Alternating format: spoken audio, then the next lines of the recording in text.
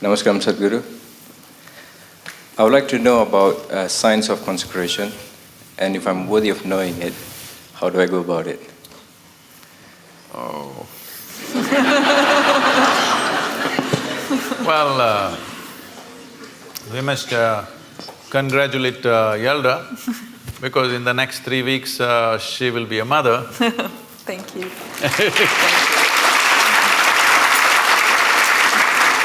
This is terrible gender discrimination because only women are ever allowed this privilege.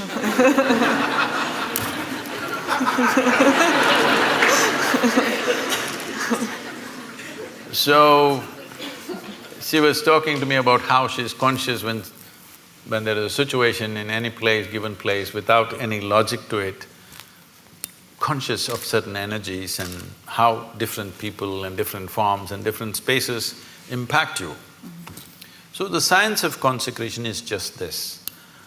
The best material to consecrate is a human being. Because of all the physical forms on this planet, this is the most evolved physical form. The easiest thing to consecrate is a human being. But the problem with the human being is, every few minutes they'll make a U-turn. You can consecrate them right now, by tomorrow morning we don't know. So first of all, to get them committed to stay with whatever is given to them is a big issue, especially in today's world. Because of that, we consecrate other forms. We always want to choose a form or a substance, first of all, which is of the highest density possible, because physical form, its strength and its integrity depends upon its density.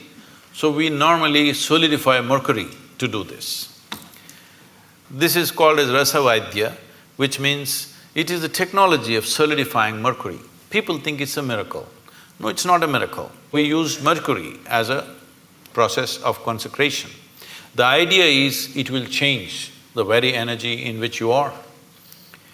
Well, today our modern science is still busy studying physical things.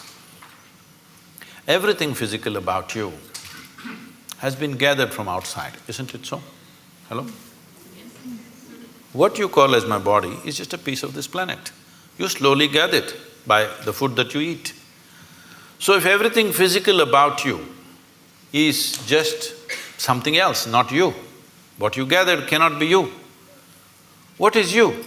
Definitely there is a dimension beyond physicality. If you ignore that, there's simply no life.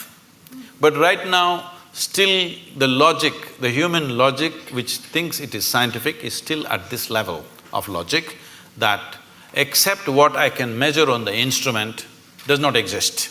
So actually all of you do not exist because you cannot be measured. This happened to me.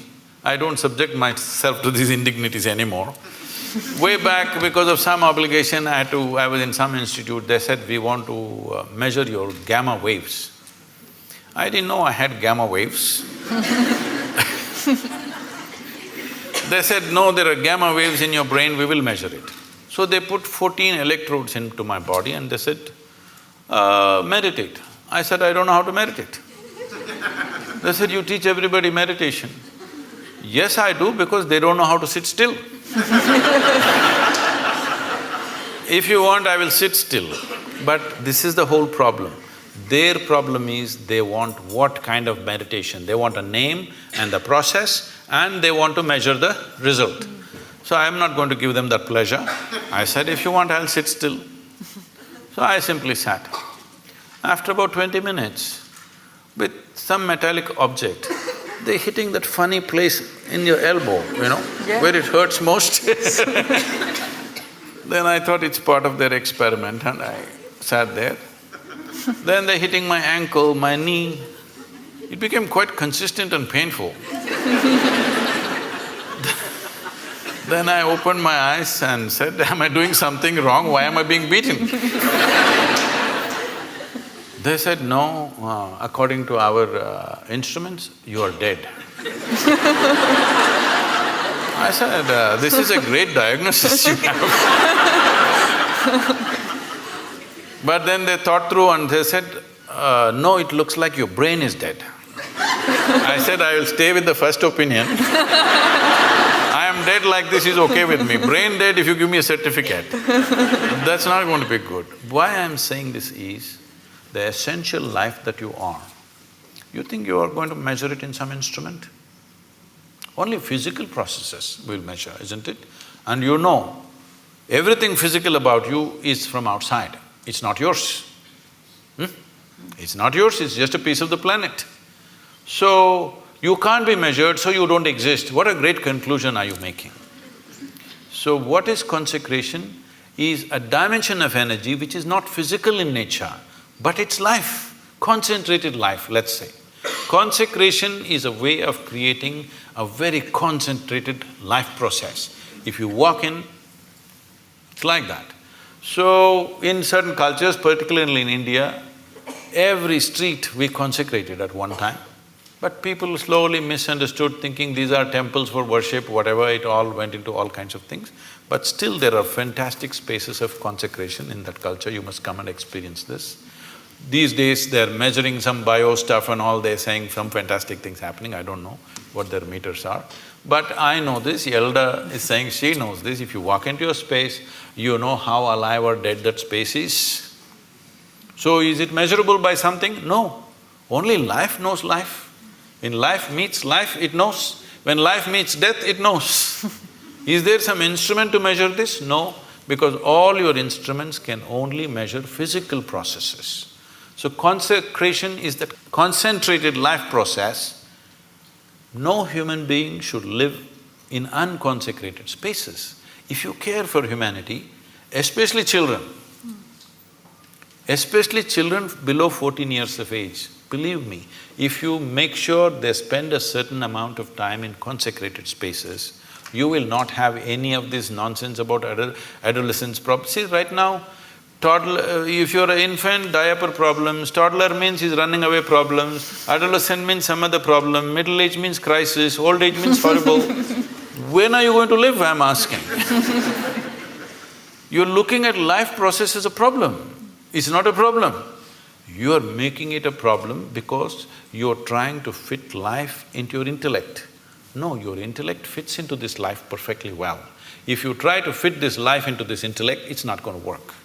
So consecration is a dimension and a science and a technology with which you concentrate life in such a way, if you walk in, your whole energy system bursts forth. You will see we have created spaces like this. If people just walk in, sheer intensity, simply tears start flowing. They don't know why. Simply the intensity of the place, simply tears start coming. You must every day, your cheeks should be washed with tears of love, joy and ecstasy. If this doesn't happen, you're not living yet.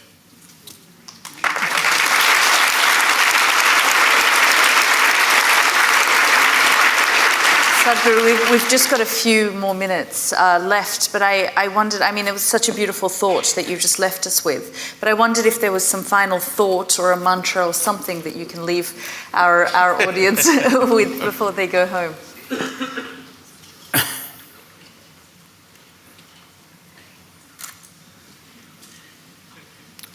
See, this is what I would like to change. To learn ABC, just 26 alphabets in English language. If you come to Tamil language, 212 alphabets, at least it's complicated. Only 26 alphabets. Tell me, how many years did you spend just learning the alphabet and learning to use it? Your basic education till high school, this is all you're doing, learning to use the language and using the language so that you can understand whatever comes your way, this is all. At least 12 years. 12 years you spent, one solar cycle that's called in yoga. One solar cycle you spent just to learn a language, to communicate with people. But to transform your life, you want a 2-minute mantra.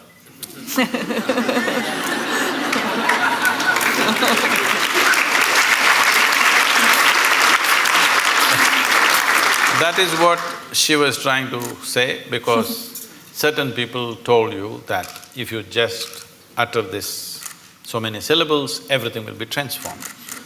I'm not saying it is not possible.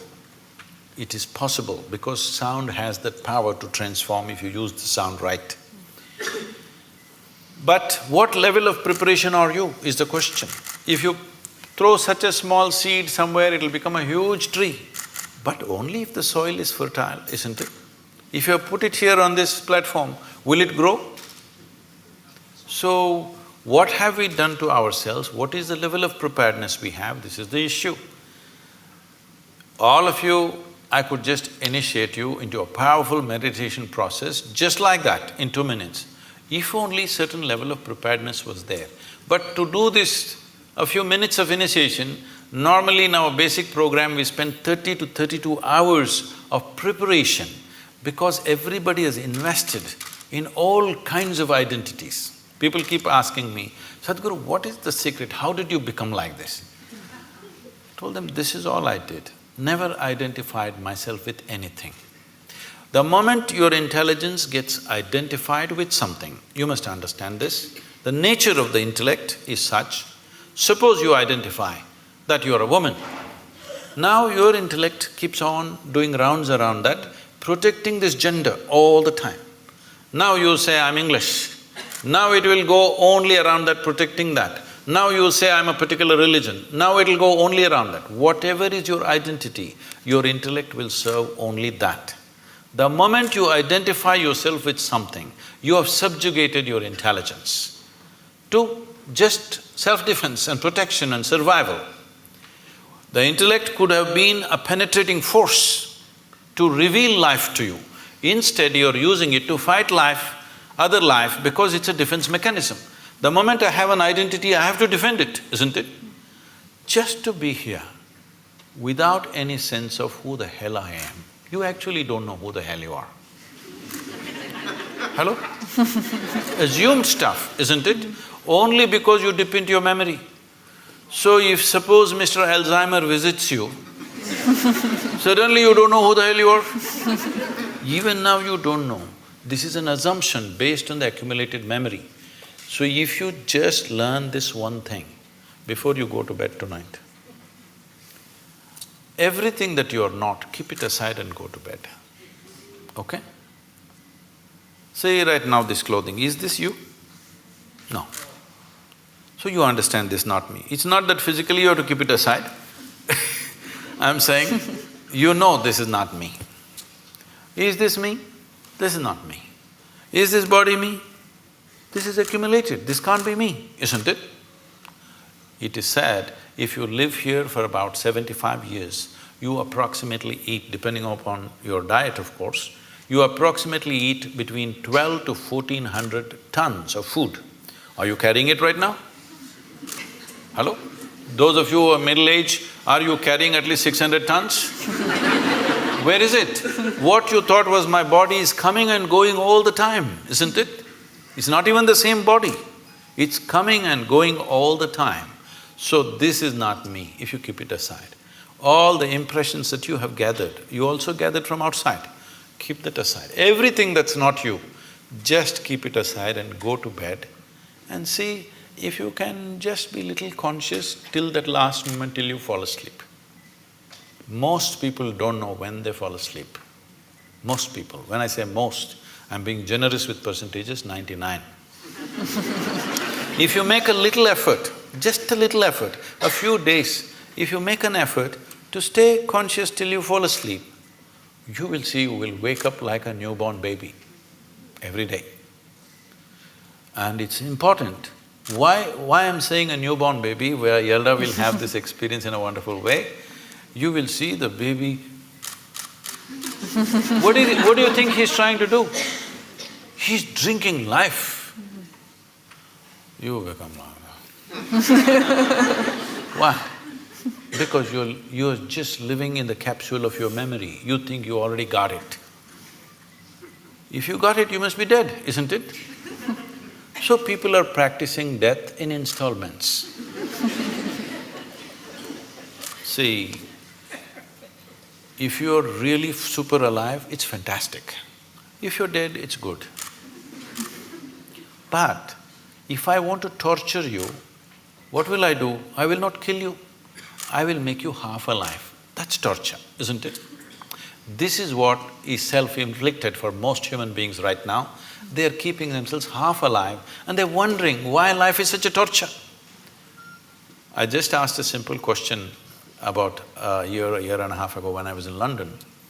I was speaking to a very prominent group of people. I asked, how many people in London city can sit in the evening peacefully even without a glass of wine? They clearly said less than 1%. So to be healthful, you need a chemical. Today 70% of the people are on prescription medication of some sort. To be peaceful, you need chemicals. To be joyful, you need chemicals. To be ecstatic, of course you have ecstasy. I'm saying for everything if you need chemicals from outside, this is not a moral issue for me. The concern is this, if 90% of the population is doing chemicals to be healthful, joyful, peaceful, everything, the next generation that you produce will be less than you. This is a crime against humanity. Next generation should be at least one step ahead of us. But if you produce a generation which is behind you, you're seeing this. You're beginning to see this everywhere. If you produce a generation which is less than you have committed a serious crime against humanity. This will happen in a big way if we don't go off chemicals, both prescribed and otherwise.